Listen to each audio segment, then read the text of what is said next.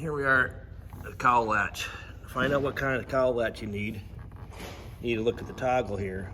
And inside this lip here, and this lip here, there's going to be some numbers stamped in or etched or whatever. This portion of the toggle has one that's 0.102, and on the other one it's 0.179. Along with these numbers, the Hartwell numbers gives us a part number that we can find to get the appropriate latch offsets for this toggle here and the deck height for the actual unit.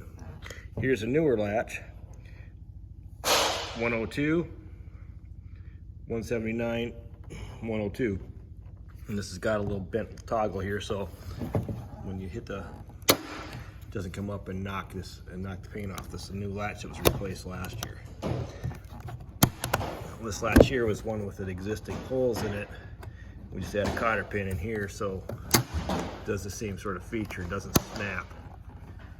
So get those numbers and you'll find the appropriate Hartwell latch.